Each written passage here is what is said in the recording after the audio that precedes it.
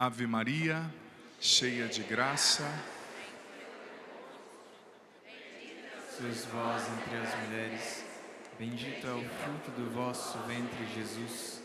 Santa Maria, Mãe de Deus, rogai por nós, pecadores, agora e na hora de nossa morte. Amém. Santo anjo do Senhor, meu zeloso guardador, se a ti me confiou a piedade divina, sempre me rege, me guarda, me governa, me ilumina. Amém. Meu querido filho e filha que veio aqui participar dessa celebração, como é bom perceber que tanta gente começou a participar do encontro e continuou até o fim, né? Quero acolher com muito carinho você aqui, você em casa também, queridos padres, irmãos e irmãs. Veja bem, a vida da gente é sempre um grande combate. O diga às irmãs ontem no show, tadinhos, né? Quantas batalhas, quantas lutas, mas Deus não deixou de fazer, né? Porque o inimigo, ele não pode impedir a obra de Deus de acontecer, mas ele quer que você chegue lá, na concretização da promessa, sem energia, sem força, exaurido. Por isso que a gente tem que sempre vigiar e orar, estarmos sempre em constante vigília de súplica. Eu gosto sempre de repetir um adágio, um pensamento de um padre do deserto, Santo Efrem, chamado de o Sírio. Ele sempre dizia que quando a gente acorda, nos primeiros segundos, quando você ainda está na cama, existe uma guerra entre Deus e o inimigo, entre anjos maus e anjos bons, para saber quem vai conduzir a sua cabeça naquele dia, sua mente, os seus pensamentos. Por isso a gente precisa levantar da cama, já consagrando a nossa mente ao Espírito Santo, já invocando a intercessão de São Miguel, já invocando a intercessão da Virgem Maria, já se consagrando ao poderoso nome de Jesus, né? Antes de você sair da cama, já consagra a sua mente ao Espírito Santo. Antes de você olhar no espelho e levar aquele susto com aquele cabelo daquele tamanho, já reza antes, que o Espírito Santo ameniza até o susto, tá? Ele ajuda. Meus irmãos e irmãs, a liturgia de hoje, como não podia deixar de ser, tem sido todos esses dias, é um presente para nós. Você viu que o Evangelho é o Evangelho das bem-aventuranças. E você sabe que muitos estudiosos da Bíblia, se não todos, aquilo que nós chamamos de exegetas, né? Os que estudam as línguas originais, os que estudam a Bíblia, o Evangelho em profundidade, eles ensinam que as bem-aventuranças, junto com o Pai Nosso, são o cerne, o centro de todo o Evangelho, de toda a mensagem de Jesus. Ou seja, se você quiser entender de uma vez só, em pouco tempo, quem é Jesus e o que Ele vem ensinar, é só rezar o Pai Nosso e meditar, né? Santo Tomás tem as meditações lindas sobre as 7 petições do Pai Nosso. E é só ler as bem-aventuranças e meditar. O que significa bem-aventurança? Quem aqui sabe? Levanta a mão. Nossa, quanta gente. Vocês viram, irmãs? A gente acha que, como diz o bispo que me ordenou, o óbvio precisa ser dito, né? O óbvio para nós, padres, né, que estudamos teologia. Bem-aventurado, já que eu vi que ninguém quase sabe, eu vou lá na raiz bíblica. Lá no Antigo Testamento, a palavra para bem-aventurado do hebraico era asherei. Depois, no Novo Testamento, foi traduzido para o grego makarios, para o latim beati, e depois para o português, né? Bem-aventurado. Mas bem-aventurado na Bíblia quer dizer aquele que é feliz. Mas veja bem, não é somente aquele que é feliz como a gente entende hoje. Porque pode ser, presta atenção, filho, filha, muito superficial quando você fala, bem-aventurado é feliz, porque na nossa língua não tinha uma palavra para traduzir como a palavra asherei no hebraico. Porque asherei no hebraico queria dizer o seguinte: uma pessoa, não só uma pessoa feliz com uma felicidade humana, mas uma pessoa completa, plenificada por Deus, que não há nenhum espaço na vida dela que não seja Deus. Porque feliz para nós, você pode falar assim, padre, estou feliz porque emagreci, né? Perdi aquele pneu de coletadeira que estava aqui do lado, padre. Estou feliz porque eu ganhei um aumento. Não, é mais do que só o feliz da nossa língua. Asherei queria dizer uma pessoa que é plena de Deus, que habita em Deus e Deus habita nela, como está escrito no Salmo 91. Feliz aquele que habita na proteção, sob a proteção do Altíssimo. Então veja bem, Jesus como mestre, né? O didaskalos do grego era o mestre. Ele estava ensinando para os seus discípulos o caminho da felicidade. Porque veja bem, quem aqui não quer aprender o caminho da felicidade? Levanta a mão, quem não quer? Vocês não estão ouvindo a pergunta, né? Que nem esses dias eu vi no paralama de um caminhão, né? O caminho da felicidade é o desapego, primeira frase. Segunda frase abaixo, dinheiro não traz felicidade. Terceira frase, doe o seu para mim e seja feliz. Falei, esse caminhoneiro entendeu tudo, né? Aqui na Via Dutra, né? Mas Jesus estava ensinando o caminho da felicidade e também o caminho do desapego, porque veja bem, na época de Jesus, como na nossa época, o que se acredita ser felicidade é o oposto daquilo que Jesus ensinou. Porque Jesus falou que bem-aventurados, você ouviu o Evangelho, você aqui, você em casa, são os pobres, são os aflitos, são os que choram, são os perseguidos, os mansos. Ou seja, não tem nada a ver com o que esse mundão acredita ser felicidade. Não tem nada a ver, está no contrassenso, está contra a maré. Porque o que é ser felicidade? Ser feliz para esse mundo. Muito dinheiro no bolso, saúde para dar e vender. É isso que é felicidade, é muito dinheiro no bolso. Eu estou feliz, padre. Aquele fulano é feliz. Por quê? Porque ele tem uma conta gorda, né? Ah, padre, ele tem uma mulher bonita. Ele tem, padre, eu não sei qual que é a sua ambição, né? Talvez uma panela de pressão, não sei. Mais, né?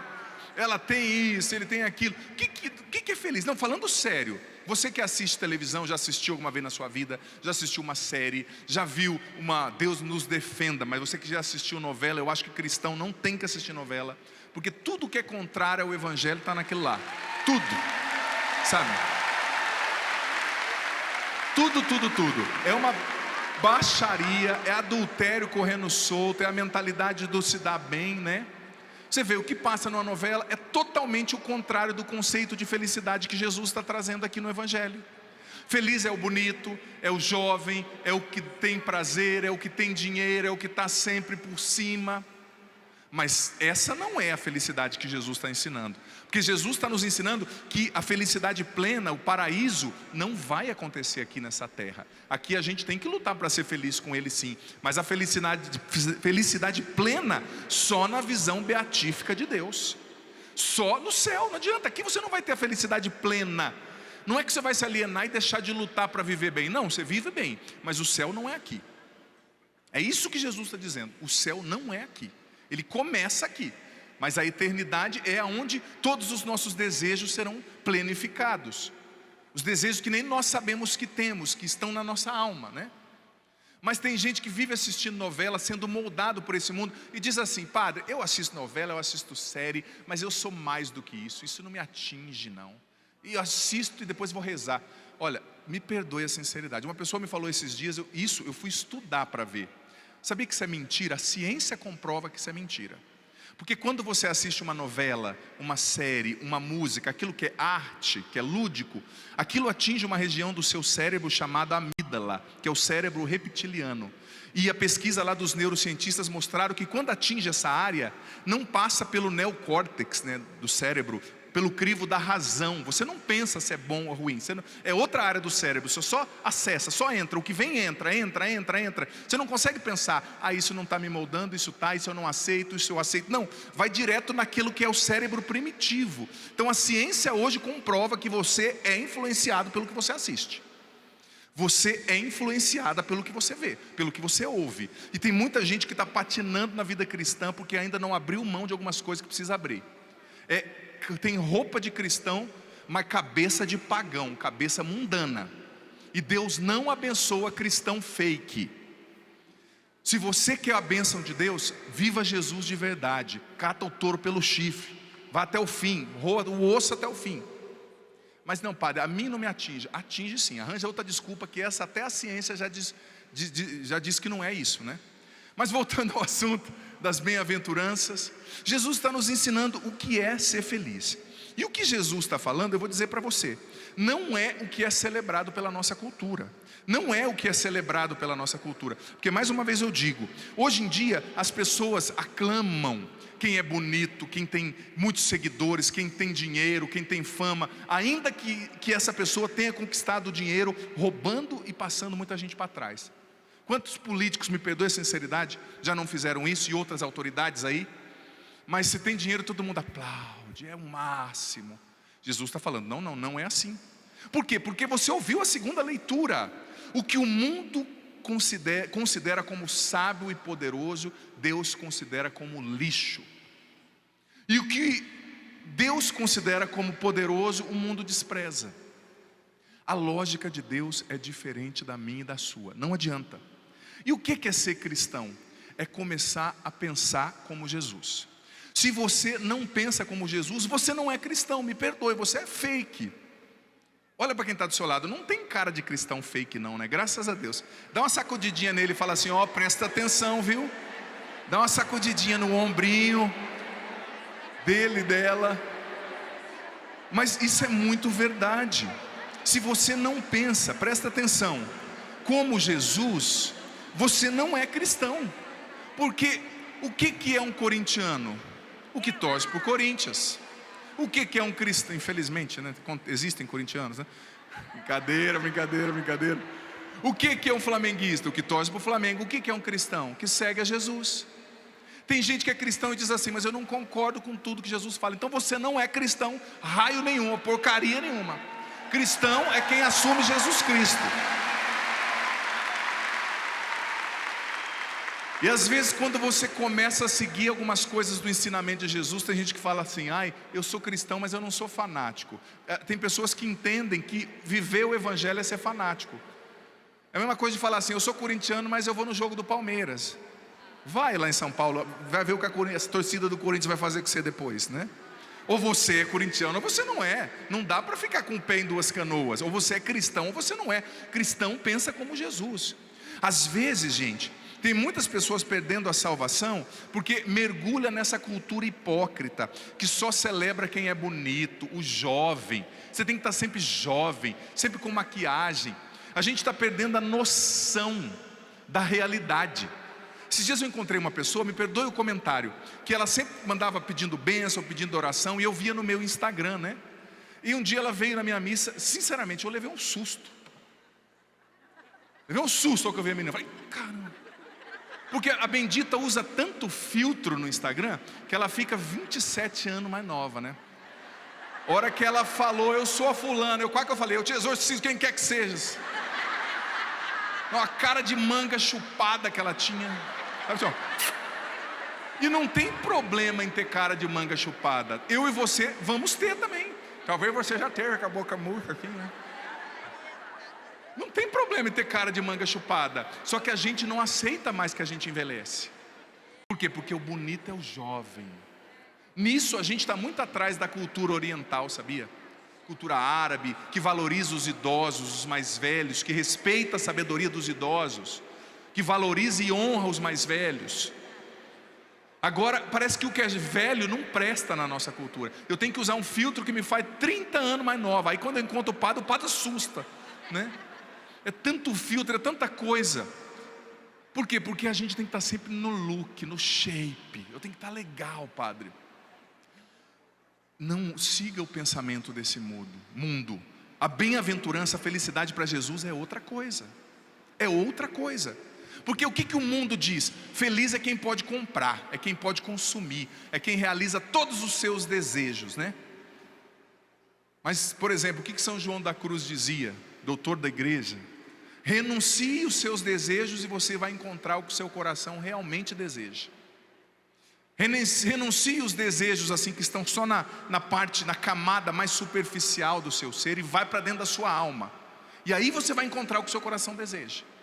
Mas nós estamos num tempo que eu tenho que ter muito dinheiro, eu tenho que consumir. Olha, esses dias eu estava lendo uma frase de um filósofo ateu, o Schopenhauer. Quem conhece, estudou filosofia, ele dizia o seguinte: a vida de muitos se torna uma constante oscilação entre a ânsia de ter e o tédio de possuir. Uma constante oscilação entre a ânsia de ter. Eu quero ter, eu quero comprar, eu quero comprar, eu quero ter um celular. Semana que vem já tem outro, semana que vem já tem outro. Só que depois, quando você tem, ele vive o tédio de possuir. Esse celular não me preencheu, está faltando alguma coisa. E daqui uma semana esse celular já ficou velho, né? Esses dias eu vi uma pesquisa que um rapaz estava falando. Olha, um autor, um escritor dizendo: quando eu descobri o sentido da vida, a vida mudou. Porque ele estava dizendo que a atualização constante de tudo faz a vida se tornar desatualizada, né? Tem um celular hoje, semana que vem já tem outro, e tem uma chapinha para o seu cabelo aí para dar um jeito hoje, semana que vem já tem outra 7 vezes melhor, e tudo está sendo atualizado, e parece que a vida está ficando desatualizada. Quando você descobre o sentido da vida, a vida muda. Esse homem dizia, nesse escritor, achei engraçado, ele é meio comediante também, né? Mas é verdade, é tanto, e você tem que corresponder, você tem que comprar tudo, você tem que estar bonita, você tem que estar na moda, você tem, será que você tem tudo isso mesmo? É isso que Jesus falou que é a felicidade? Não, Jesus está dizendo outra coisa. Felizes os pobres em espírito, porque deles é o reino dos céus. E o que é uma pessoa pobre de espírito? Pobre de espírito não é só um pobre financeiramente não, tá? Porque tem muito pobre financeiro que é cheio de orgulho, financeiramente falando, que é cheio de orgulho.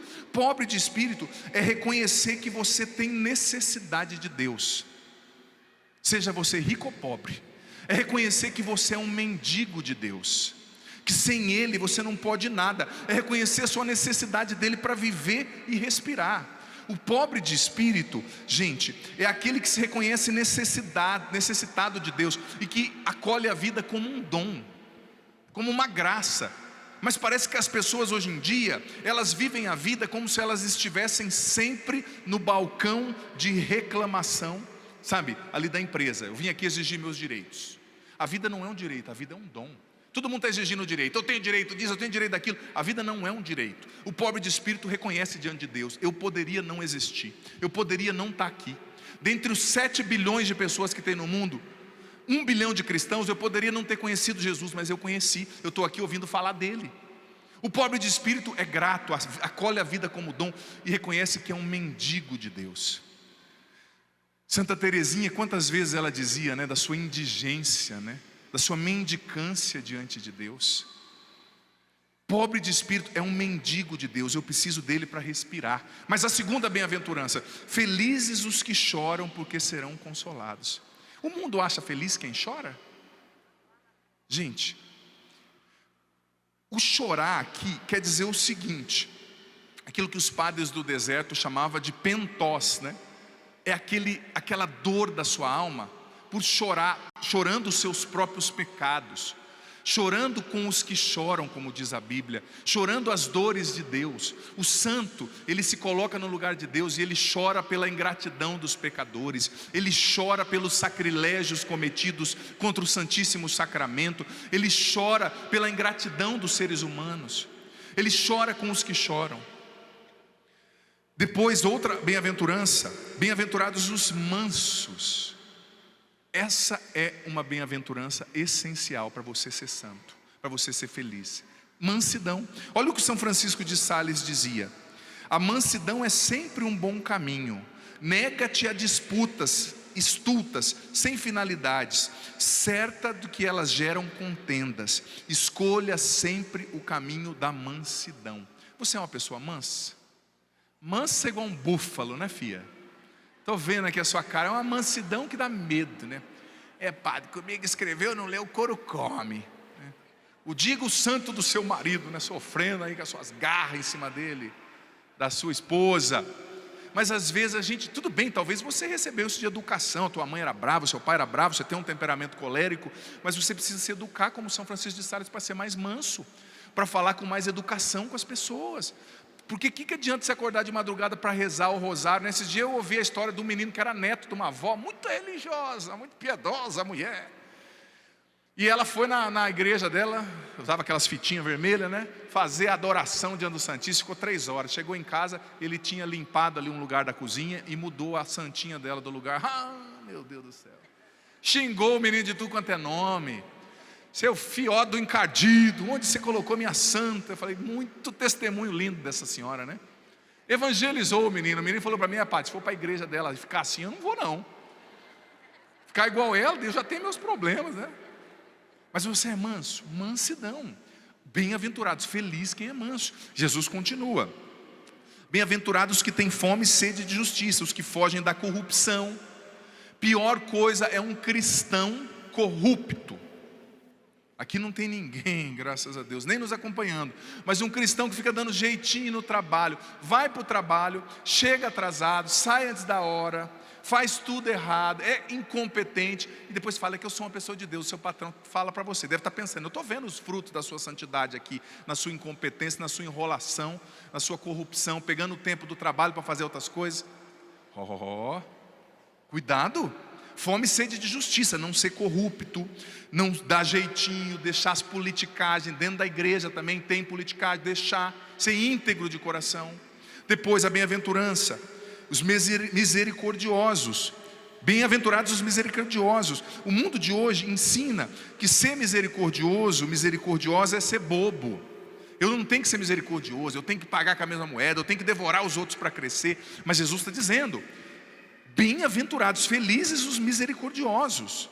Eu e você precisamos ser misericordiosos. E aquela passagem de Tiago, capítulo 2, versículo 13, que diz o seguinte: o juízo vai ser sem misericórdia para quem não praticou a misericórdia. Se você não for misericordioso, você não vai ter a misericórdia de Deus, ponto. Você pode perder a sua salvação. Às vezes a gente, sabe o que é ser misericordioso?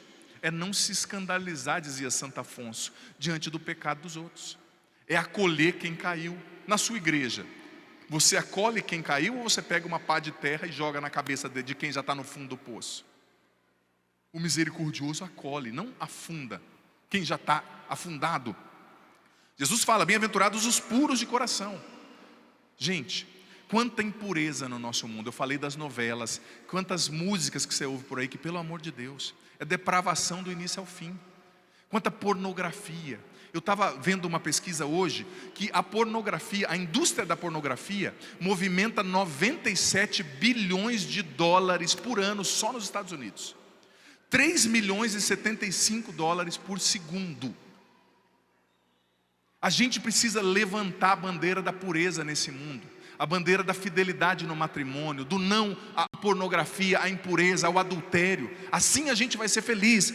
E depois Jesus continua, felizes os que promovem a paz, o que não é briguento, o que é capaz de corrigir, de ensinar com paciência.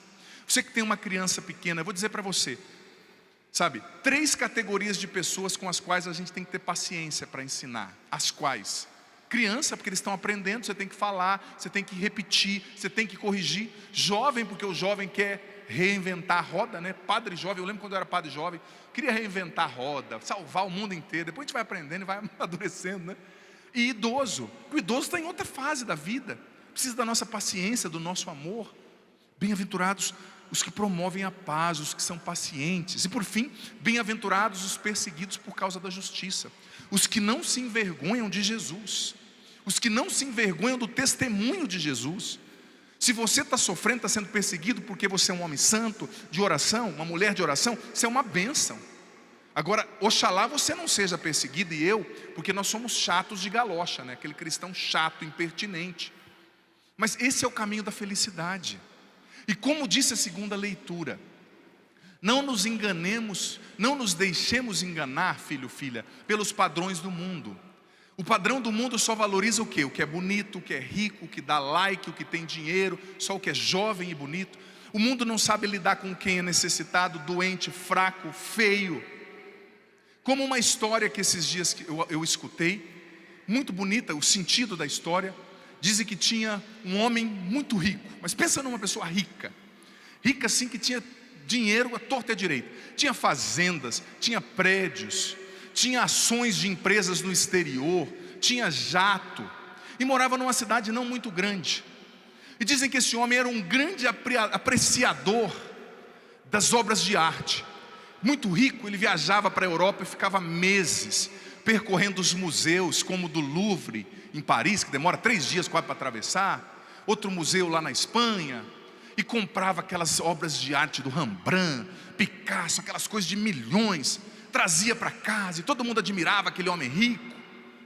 Só que aquele homem tinha uma tristeza na sua vida. Era um homem bom, mas ele era casado já há quase 30 anos, 20 e poucos anos, e não tinha conseguido ter um filho.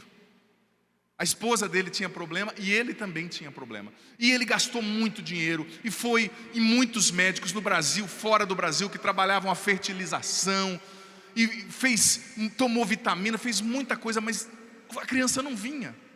Só que de repente, depois de um tempo, ele começou a perceber que a esposa dele começou a ter algumas tonturas, se sentir estranha, e a levou ao médico, e chegando lá, veio a notícia: sua esposa está grávida.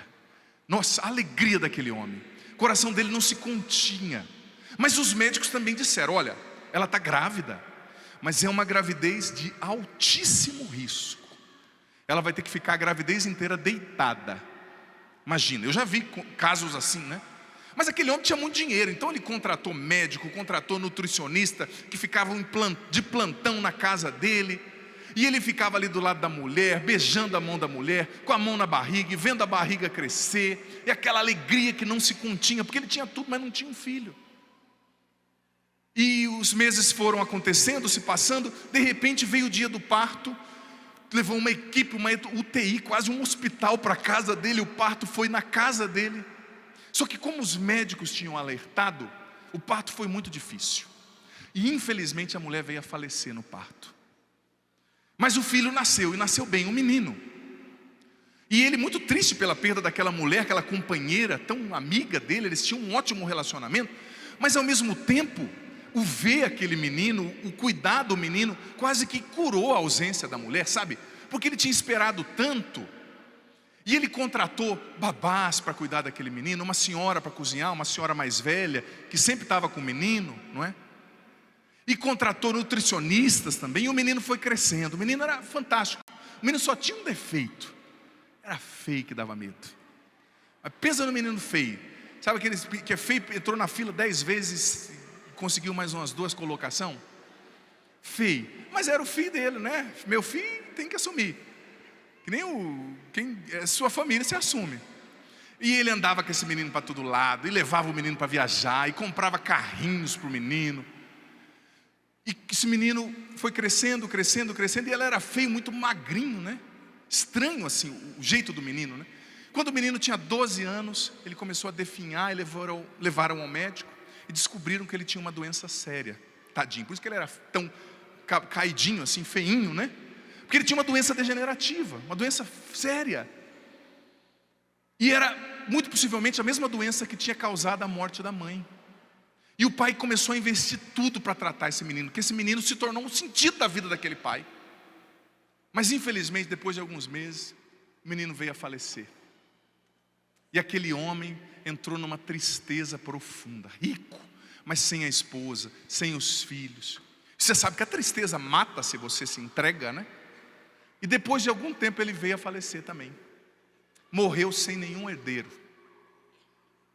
Deixou uma fortuna, gente. Ações em empresas, prédios, fazendas, bois, carros, barcos, cavalos.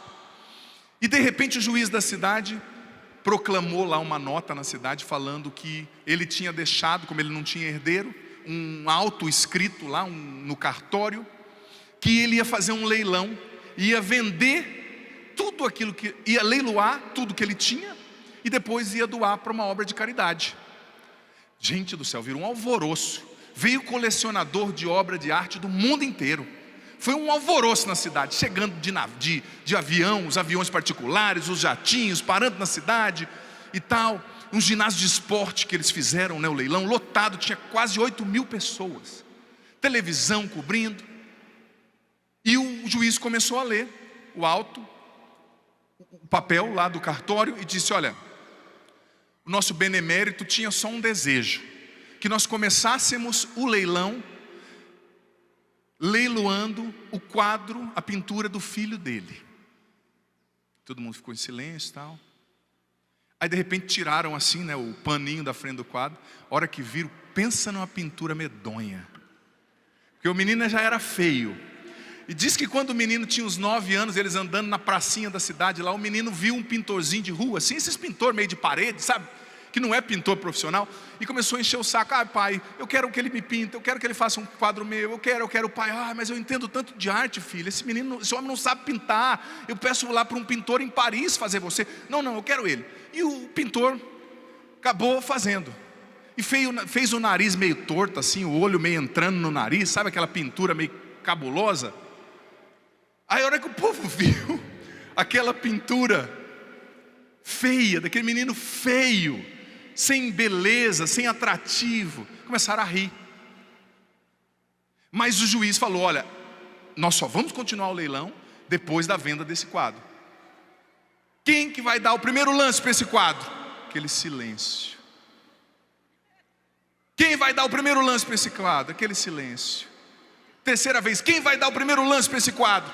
Uma senhorinha lá no fundo, cara surrada, pequenininha, cabelinho assim amarrado para trás, levantou a mão e falou assim: eu quero dar o primeiro lance para o quadro. Aí os entendidos de arte olharam para ela e falaram: minha senhora, o que a senhora entende de arte? Aquilo ali não vale nada, eu quero dar o lance. Mas a senhora tem certeza? Tenho. Meu nome é Maria, eu trabalhei mais de 30 anos na casa do nosso benemérito, desse milionário, e fui eu que cuidei dessa criança. Quando a mãe dele morreu, eu que estava do lado dela, segurando a mão dela com uma mão e a outra jogando água na cabeça dela. Eu amo esse menino amava como se ele fosse o meu filho. Eu quero comprar esse quadro. Eu sei que é feio, que não tem valor nenhum, mas eu quero comprar. Aí o juiz deu uma risadinha, todo mundo riu. Tá bom, mas quanto a senhora quer pagar? Aí ela disse: olha, eu não tenho muito dinheiro, o patrão deixou uma casinha para mim, mas eu não tenho muito dinheiro. Aí ela abriu a bolsinha dela, cheia de pente, aquelas coisas de mulher, né, de colocar no cabelo, que eu não sei o nome. De repente ela foi, caiu R$2, depois mais 2, umas moedinhas. Ela disse: eu tenho R$4,94. Pouquíssimo. Aí o homem falou: R$4,94, dou-lhe uma. Ninguém falou nada. Os milionários podiam dar 30 milhões no quadro. Não, deixa a velhinha levar, né? R$4,94, dou-lhe uma. Nada. R$4,94, dou-lhe 2. Nada. R$4,94, dou-lhe 3. Nada. Bateu o martelo, vendido para a senhora. Aí ela foi, tadinha, mancando, pegar o quadro. A hora que o juiz levantou o quadro, ele viu que atrás tinha um envelope amarelo. Ele pegou e abriu. Estava escrito assim: toda a minha fortuna, tudo que eu tenho, vai para a pessoa que comprou o quadro do meu filho.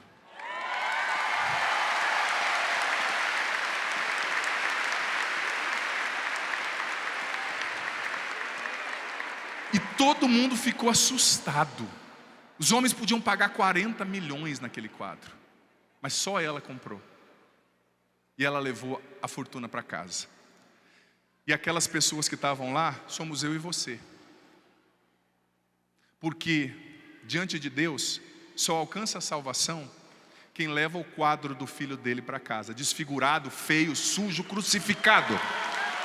Ou você leva Jesus com tudo aquilo que Ele é, ou você não tem salvação, nem felicidade, nem bem-aventurança e nem vida eterna. Tem muita gente que vem para a igreja, mas não quer o quadro de Jesus. Quer um quadro de um Jesus forte, poderoso, que faz curas, milagres, libertações, que abre o mar, que expulsa o diabo. Mas você vai ter a riqueza do Pai só se você assumir a feiura do Filho na cruz, a dor do Filho na cruz, o sangue do Filho na cruz. O profeta Isaías diz que as pessoas, ao vê-lo crucificado, viravam a cabeça. Aquela cena daquele homem desfigurado. Mas quem não leva o quadro do Filho para casa, não tem as riquezas do Pai. Quer participar das riquezas do Pai? Quer ir para o céu? Quer ser bem-aventurado e feliz? Abraça o quadro do Filho, sujo, desfigurado, que morreu por amor a você na cruz, e leva para casa, e leva para o coração. É isso que salva. É isso que salva. É o Filho sujo, na cruz, desfigurado, Como disse o profeta Isaías, não tinha beleza, atrativo humano. É aquilo que a segunda leitura diz: o que o mundo considera desprezível, Deus considera como forte, sábio. A fraqueza do mundo é força de Deus, e a força do mundo é desprezada por Deus. A beleza, os likes, a juventude é desprezado por Deus, mas a vida entregue no altar da cruz, no amor aos irmãos a cada dia, isso é o que faz a gente participar das riquezas do Pai e levar toda essa riqueza imensa para casa. Amém? Vamos aplaudir esse filho que morreu desfigurado por nós. O quadro não é bonito não, mas salva. O quadro é desprezível para o homem, para o ser humano, mas salva. É ali na cruz que ele nos salvou. Amém? Vamos ficar em pé. Eu quero convidar os padres que venham aqui à frente, por gentileza. Quero convidá-los, padres, os diáconos também podem vir. Traz um pouco de água. E agora, você vai, filho, filha. Eu, como sacerdote, com a autoridade que a igreja me dá, conversei até com o meu bispo pedindo autorização para fazer essa oração, que é uma oração forte, né? Quero rezar por você, os padres vão rezar comigo.